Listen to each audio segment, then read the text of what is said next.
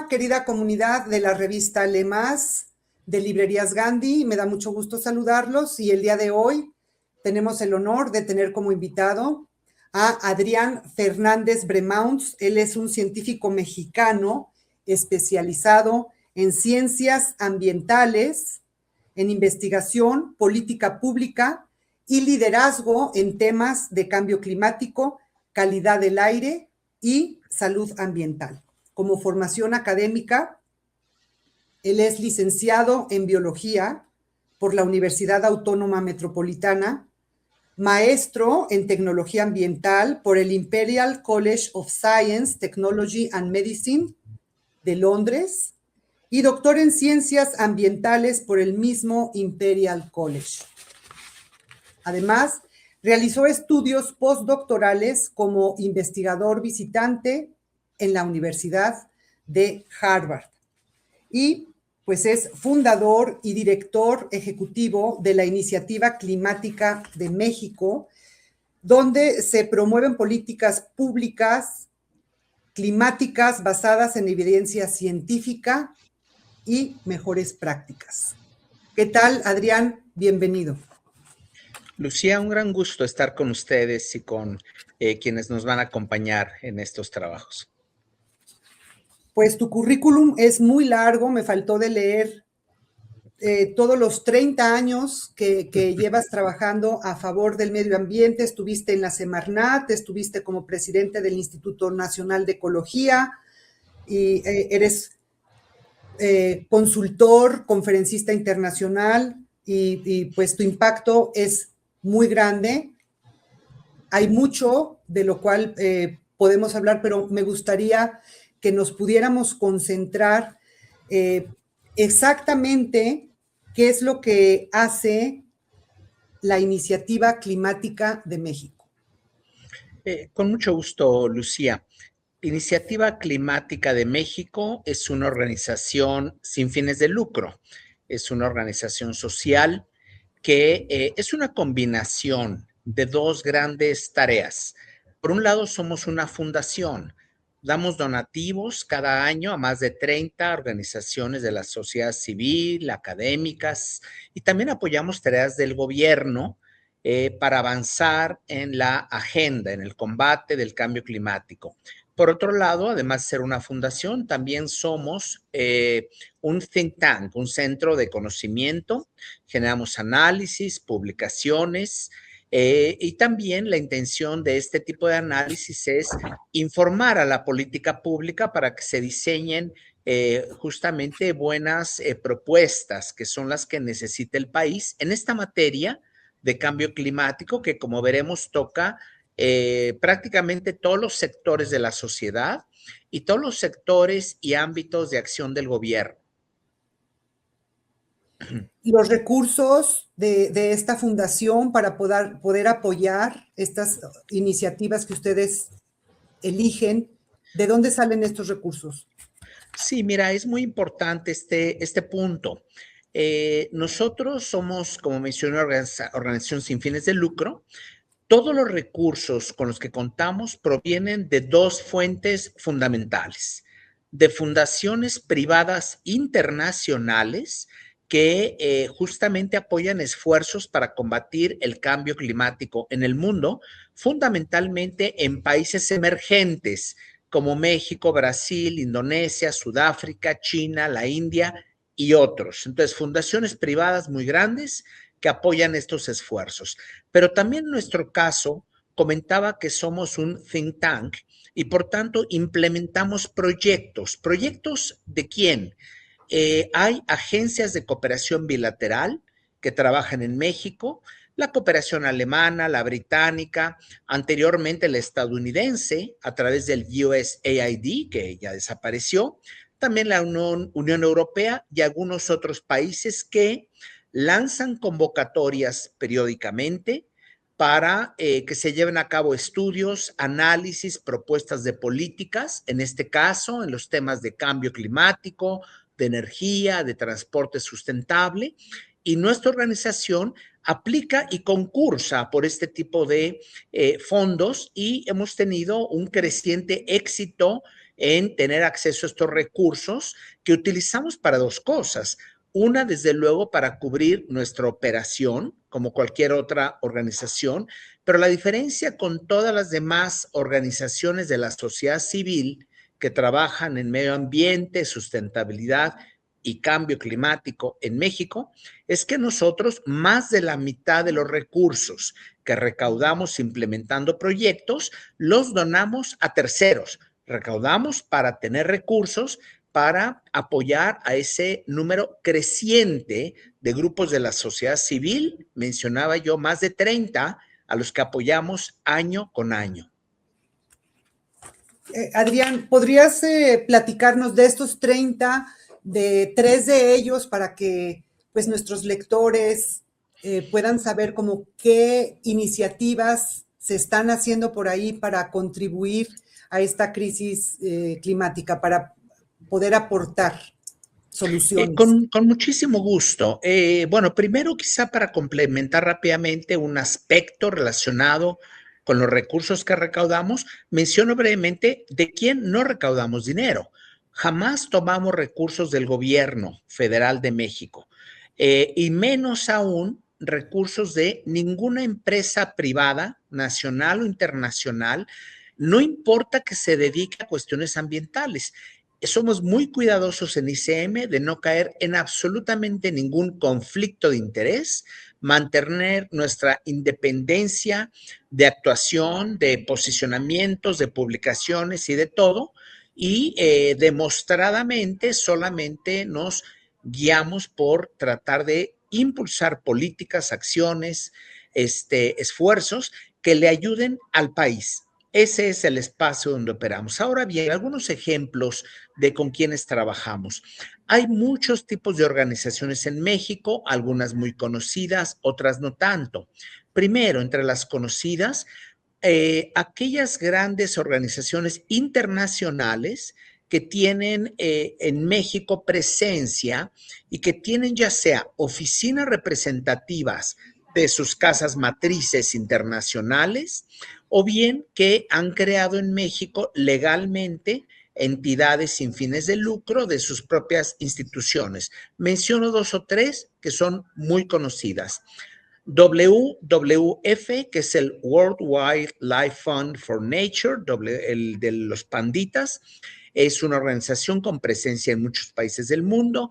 En México están registrados y ya hacemos algunos trabajos con ellos. Lo mismo ocurre con el WRI, el World Resources Institute, que tiene una representación muy fuerte en México, sobre todo en materia de transporte sustentable, en bosques y selvas, etcétera.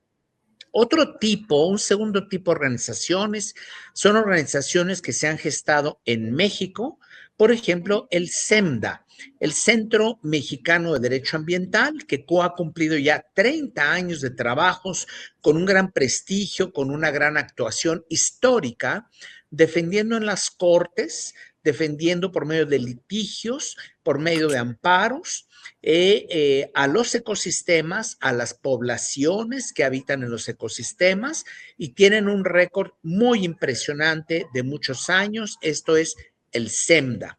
Tercer ejemplo de tipo de organización, ICM ha logrado apoyar la creación de varias organizaciones nuevas en los últimos años.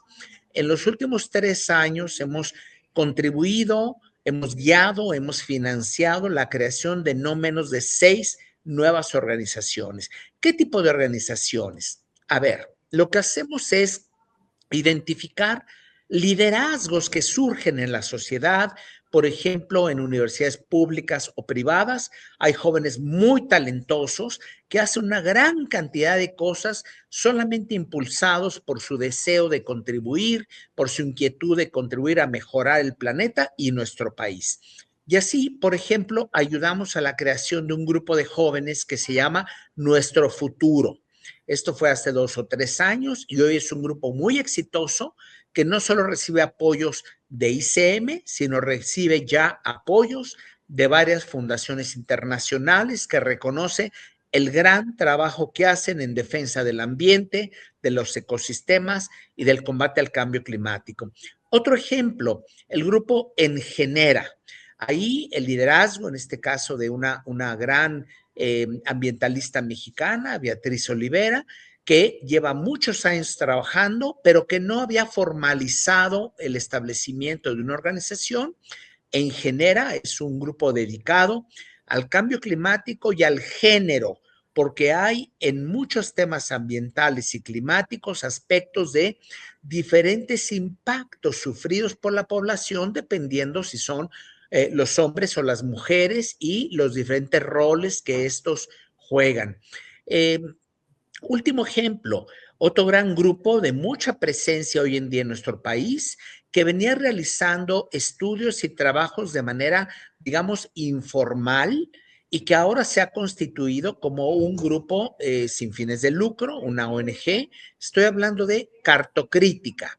Ellos tuvieron un gran papel en estos temas recientes, los últimos meses, por ejemplo, de identificar y denunciar los grandes derrames de petróleo que se vienen dando en México a veces y que no siempre son reconocidos y, digamos, informados por las autoridades competentes, que haya grupos de la sociedad civil que demandan, que exigen que haya transparencia, información, rendición de cuentas, es algo indispensable. Entonces, como pueden ver, es una gran diversidad de grupos de la sociedad civil. Lo que tienen en común es que luchan por la defensa del medio ambiente, el combate al cambio climático, con diferentes estrategias y diferentes nichos de actuación en los que trabajan. Parte del trabajo que se realiza, pues, es aportando datos científicos, análisis técnico, y a pesar de toda esta evidencia, aún existen muchos mexicanos que o bien niegan el cambio climático, o bien lo desconocen el tema, o simplemente les es indiferente. ¿Qué le dirías a estas personas? Lo has dicho muy bien, Lucía. Tenemos varias circunstancias que tenemos que atender de manera complementaria. Primero, desde luego, hay mucha gente que no cuenta con información. Hay que continuar elaborando materiales, divulgando información de manera accesible. No tiene que ser temas complejos que nadie entienda. Cuando se conoce bien un tema, cuando se domina, es fácil informar a cualquier grupo de la población sobre en qué consiste, cuáles son los temas importantes de cualquier materia.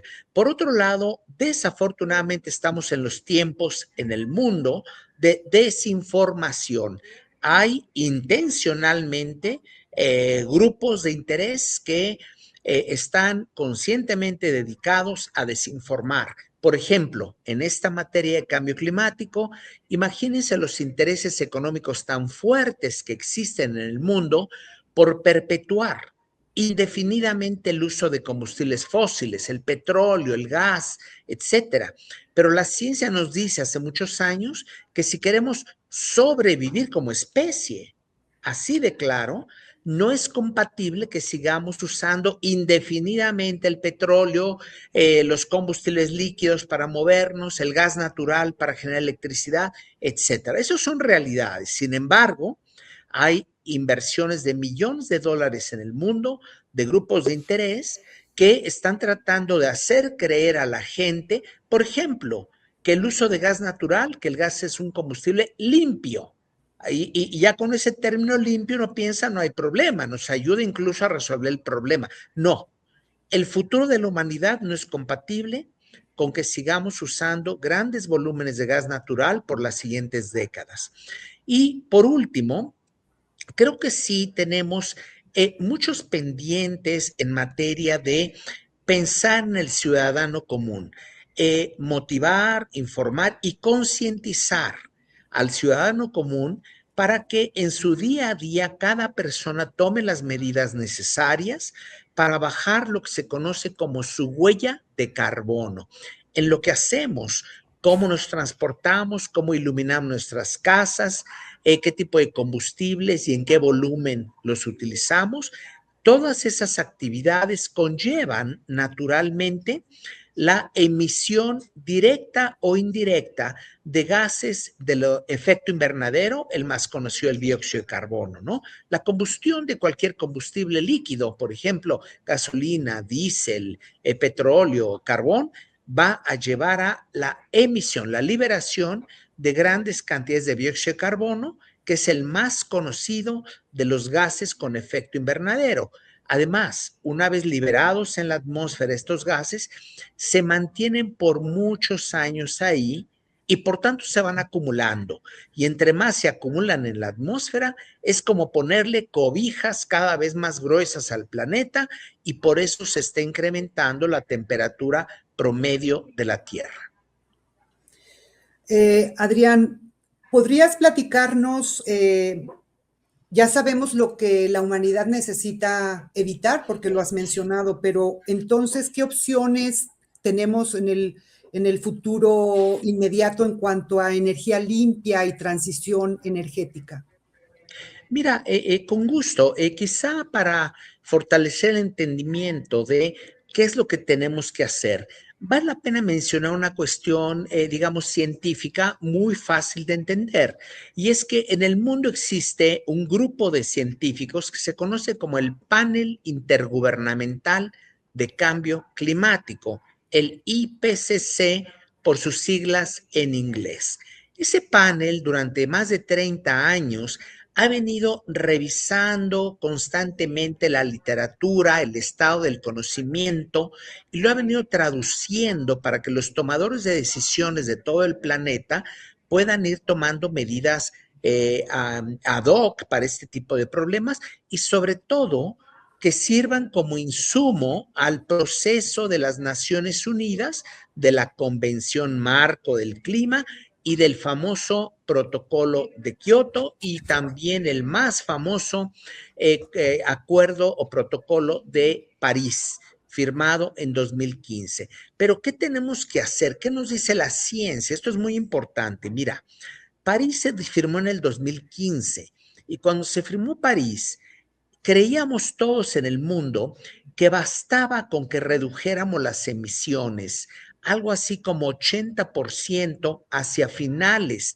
del actual siglo y que íbamos a estar bien, que con eso íbamos a librarla, por decirlo coloquialmente. Sin embargo, en el 2018, pocos años después de la firma del Acuerdo de París, en el 2018, este grupo de expertos, el IPCC, publicó un reporte espectacular, fundamental, que cambió el paradigma del entendimiento del problema climático en el mundo. Este reporte se le conoce coloquialmente como el reporte del 1.5. ¿Y qué es eso del 1.5? El Acuerdo de París tiene como objetivo el tratar de contener el incremento en la temperatura promedio del planeta en no más de 2 grados y dice deseablemente no más de 1.5. Pero ese reporte de 2018 se comisionó a los expertos del mundo justamente para contestar una pregunta fundamental.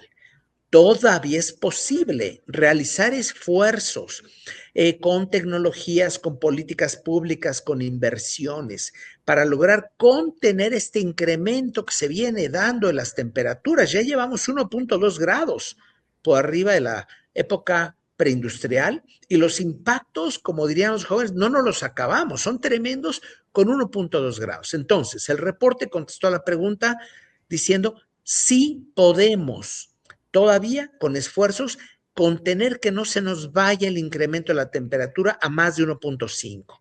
La segunda pregunta obvia es, ¿y qué hay que hacer? ¿Qué es lo que tú preguntabas? Bien, el reporte nos dice, hay que lograr llegar a 0 emisiones netas.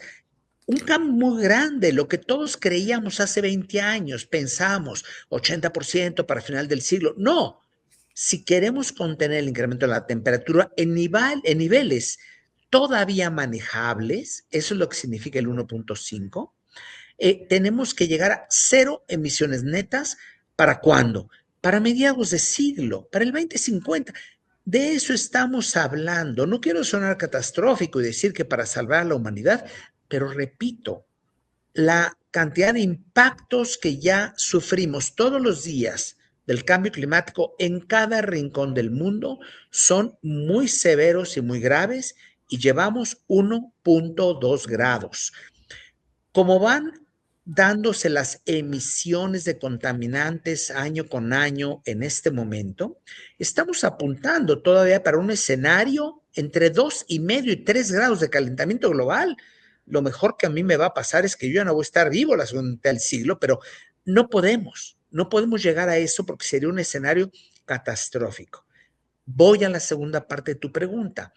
Tenemos hoy las tecnologías, las herramientas necesarias para lograr ese cambio tecnológico, ese cambio de rutas de desarrollo, y uno de los grandes paradigmas que hay que aplicar es justamente que eliminemos el uso de combustibles fósiles lo más pronto posible.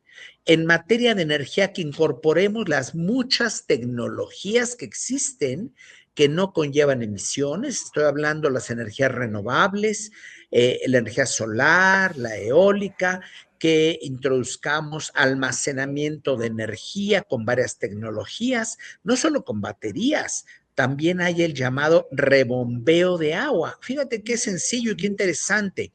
¿Cómo es eso? Donde hay presas ya construidas que están lo que se conoce como turbinadas, que tienen una turbina que genera electricidad. Bueno, en esas presas hay lugares donde puedes construir embalses en la parte baja de la caída del agua, capturas parte del agua que ya pasó por la turbina y cayó, y ahí instalas ya sea colectores solares o instalas turbinas eólicas, dependiendo si tienes viento, si tienes sol. ¿Para qué? Para que generen electricidad, para bombear el agua de regreso allá arriba y volver a inyectar. Y uno pensará, bueno, ¿y por qué? ¿Por qué no se usa directamente la otra? Porque hay una cosa muy importante en el manejo de la energía para suministro eléctrico. Necesitamos mucha más energía de la llamada de base. Energía de base es la que es continua. Por ejemplo, las calderas que funcionan con combustibles fósiles, es cierto, son continuas, están operando todo el tiempo mientras le pongamos combustible. Algunas energías renovables, como el sol y el viento, pueden ser variables en su generación. Y por supuesto que el mundo no puede funcionar de manera variable. Para eso es que se acoplan estos sistemas de energías renovables con sistemas de almacenamiento de energía, ya sea baterías o sistemas como el que estoy mencionando. ¿Por qué convendría usar energía eólica o solar para bombear de regreso hacia la parte superior de una represa el agua? Pues porque la que está ahí en la represa principal funciona y genera energía de base. Eso quiere decir 24 horas al día, mientras tenga agua en el embalse, la abro la compuerta y hago pasar el agua por la turbina. Entonces, hay muchas tecnologías que se vienen usando. Ya hay un número creciente de países que están aumentando muchísimo la integración de energías renovables de todo tipo, aunado con pronósticos meteorológicos, aunados con software, con tecnología, para el despacho óptimo de todas las fuentes que generan electricidad. Y de esa manera tendremos electricidad confiable, pero también limpia y también barata, porque hoy es mucho más barato generar electricidad con energía solar y eólica que con cualquiera de los combustibles fósiles, incluyendo el uso del gas, que hay quien lo publicita mucho, y mira que tenemos acceso al gas más barato del mundo que importamos de Estados Unidos, pero que está con mucha exposición a riesgos y volatilidad dependiendo de los conflictos internacionales. Pero aún ese gas del sur de los Estados Unidos, que es el más barato del mundo, es mucho más caro usarlo para generar electricidad que utilizar energías renovables. Hablabas hace unos momentos de países que ya están trabajando, que ya están en ello, que ya están logrando pues esta transición energética. Y te quiero preguntar, ¿y en México cómo vamos? Mira, hablemos un poquito de la región de las Américas y me paso a México. Uruguay es un país que tiene hoy prácticamente 100% de su electricidad es con energías renovables. Brasil tiene bastante más del 50%, creo que es arriba del 60% de energías renovables, no solo porque tenían históricamente grandes presas, tenían hidroelectricidad, sino porque Brasil está en este momento creciendo de manera acelerada la construcción de parques solares y eólicos para generar electricidad. Pero vamos a ver qué pasa en México.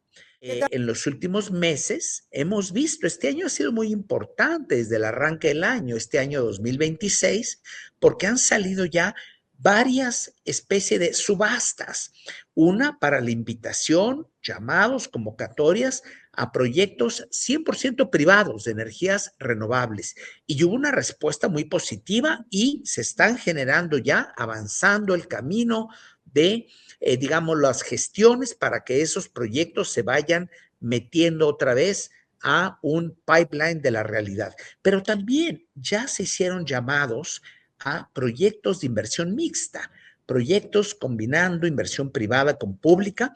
Ya salieron, hubo una respuesta muy copiosa, digamos, y se está analizando cuántos proyectos, pero aquí el resultado más importante es que con estas medidas claras, México está regresando con mucha rapidez, con mucha fuerza, con mucha escala. Entonces, con todo esto, se pretende avanzar hasta la meta que el gobierno actual ha puesto de energías renovables. Hoy estamos en 22, 23%, se pretende llevar hasta 38% de la generación eléctrica que sea con renovables, y al paso que van con estas convocatorias y al paso que van los inversionistas privados nacionales e internacionales con esa respuesta, con esos recursos, con ese interés, muy probablemente México va a acelerar la incorporación de energías renovables en su red una vez más. Pues es muy esperanzador escuchar esto que nos compartes, Adrián, porque dentro del fenómeno del cambio climático existe mucha ecoansiedad, sobre todo en los jóvenes que pues escuchan y se dan cuenta del panorama cuando sí están bien informados y dicen, pero nosotros qué hacemos, más allá de tratar de reducir mi propia huella de carbono. Es muy esperanzador escuchar esto que nos estás contando, que ya nos estamos poniendo al día. Y por último, quisiera preguntarte algo. De repente hay quien dice, bueno, pues ¿y a mí qué, no? Igual y pues yo ya ni voy a vivir cuando, no sé, para el 2050, ¿no? Pero sé que uno de los grandes enfoques que has tenido ha sido la relación entre contaminación del aire, enfermedades y salud pública. Y me gustaría que nos platicaras sobre este punto.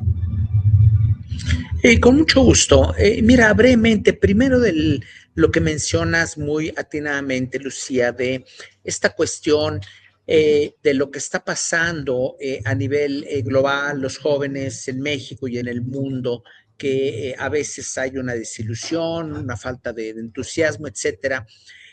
Mira, en la geopolítica mundial ocurren algunas cosas como lo que está pasando con el gobierno actual de los Estados Unidos.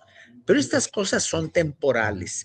Que no haya duda que la dirección en la que el mundo en su totalidad se tiene que mover está muy definida y es la dirección que la ciencia ha definido. En no más de 3 años, Estados Unidos volverá a la sensatez y volverá ojalá, a ser líder en el mundo. Tiene mucho que retomar el tiempo, ¿va? Se están perdiendo grandes oportunidades.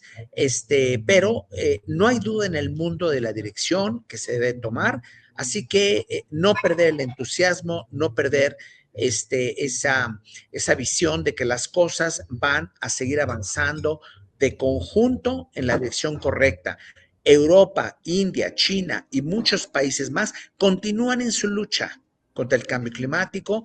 Se están rompiendo récords de la cantidad de instalaciones y de capacidad nueva de energías renovables en el mundo.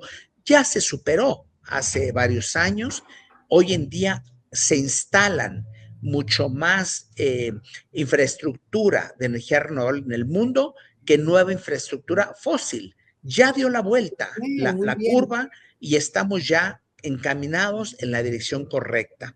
Por otro lado, el otro tema que mencionas, muy importante, cambio climático toma y toca a muchos otros sectores. Muy especialmente se reconoce, entre otros, las interacciones y los vínculos entre el problema del cambio climático y el problema, por ejemplo, clásico de la contaminación del aire en las grandes ciudades de México y del mundo. ¿Cuáles son esos vínculos? Bueno, son varios los vínculos. Primero, en muchos casos son las mismas fuentes las que emiten los gases de efecto invernadero como el dióxido de carbono. Por ejemplo, un auto al quemar gasolina emite gran cantidad de dióxido de carbono, pero también el auto al quemar la gasolina emite hidrocarburos, emite óxidos de nitrógeno y emite monóxido de carbono, que son contaminantes urbanos, digamos, que afectan a la salud porque se quedan en la atmósfera baja de las ciudades y lo respiramos. Y está muy estudiado hace muchas décadas que impactan a la salud. Cuando, por ejemplo, avanzamos en el mundo en tendencias como la electromovilidad, si bien los vehículos eléctricos no son la panacea, no están exentos de algunos problemas, cuando vemos el impacto positivo que tienen, es que no emiten dióxido de carbono, no contribuyen al cambio climático en la forma que contribuyen los vehículos que para recorrer cada kilómetro necesitan quemar gasolina.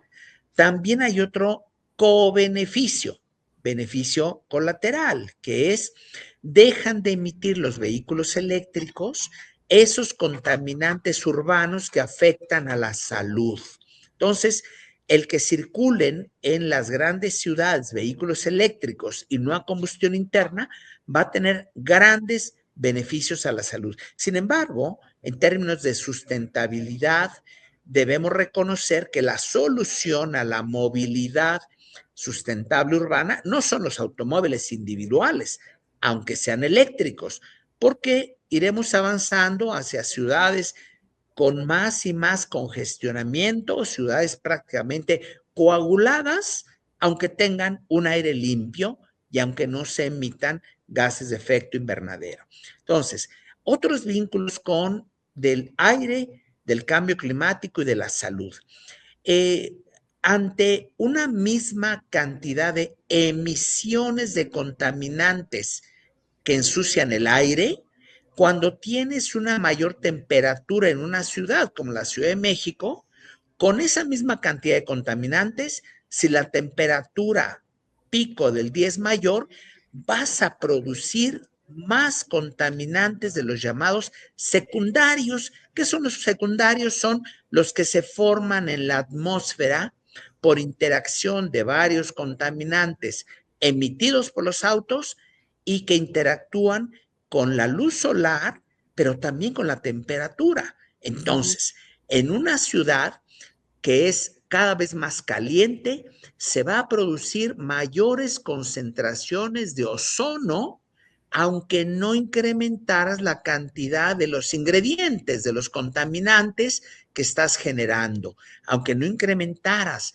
la quema de un volumen de combustibles, manteniendo ese número constante, para fines de mi ejemplo, vas a tener como resultado mucho mayores concentraciones de ozono por el efecto de la temperatura. Eso ya lo estamos viendo. Hoy en día, varias de las contingencias ambientales que se declaran en la Ciudad de México no ocurrirían si no hubiéramos incrementado algunos días 2, 3 o 4 grados centígrados por arriba de lo que eran antiguamente los picos de temperatura típicos o característicos para de la diferentes temporada. partes del año. Son solo algunos ejemplos de esos vínculos entre salud y temperatura y cambio climático, y hay muchos más.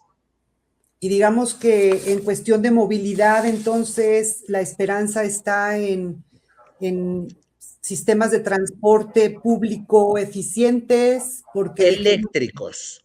La solución es que, mira, los estudiosos de la cuestión de la movilidad sustentable hace muchos años nos hablan de un paradigma que tiene 3 partes o 3 conceptos. Y ellos hablan que con los viajes que hacemos en las ciudades hay que hacer 3 cosas. Uno, evitar viajes. Es una primera cosa. Todo eso, el teletrabajo y todo eso, no hay mejor viaje que el que no se hace, ¿no? Segundo, tenemos que hacer un cambio modal. De verdad, en la medida que podamos, los que a veces usamos automóvil, pensémosla 2 veces. ¿Puedo o no realizar mi viaje del día de hoy en transporte público o caminar o en bicicleta? Ese es el segundo gran concepto, el cambio modal.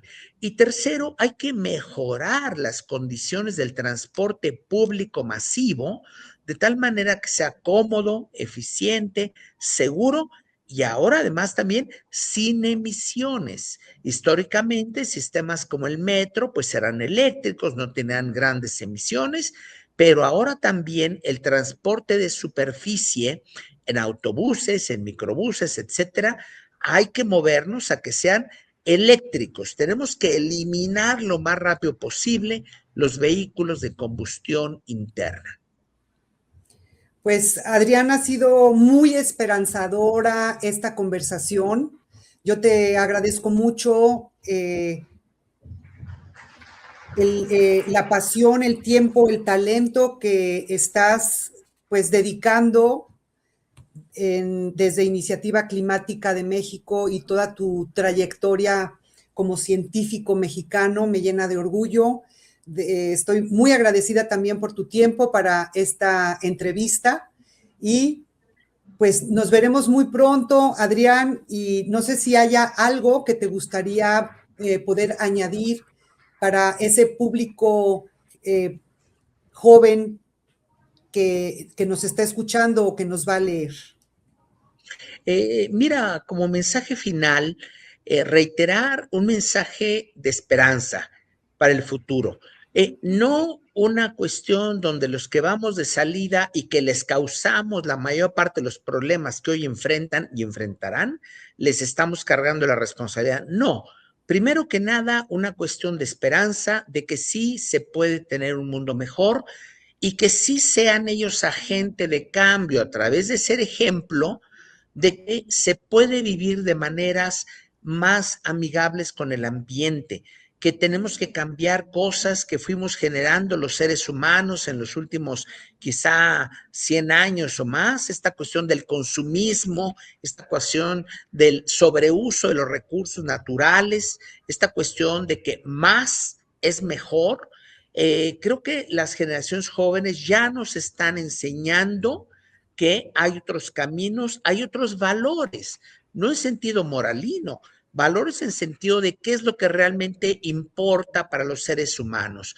Ya las generaciones jóvenes creo que hay una mucho mayor conciencia de la que tuvimos nosotros en nuestras etapas tempranas y yo creo que sí tienen en sus manos en el corto plazo exigirnos a quienes hoy estamos en toma de decisiones o desde la sociedad civil o desde diferentes lugares, que no nos cansemos en hacer esfuerzos, pero sí ayudarnos a que transmitan los mensajes que entre todas y todos cambiemos la cultura, cambiemos los valores, cambiemos estas cuestiones en las que se basan el buscar la aceptación de otros en base a cosas que consumimos o que tenemos.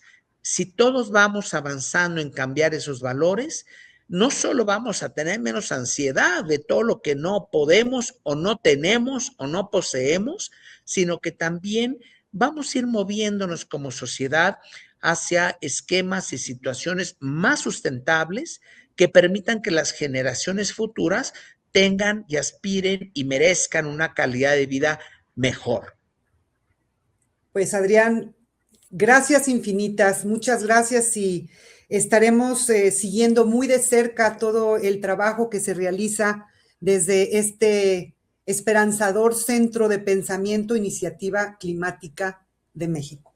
Muchas gracias, Adrián, y muchas gracias al auditorio aquí en YouTube de Revista Lemas de Librerías Gandhi. Gracias, Adrián Fernández.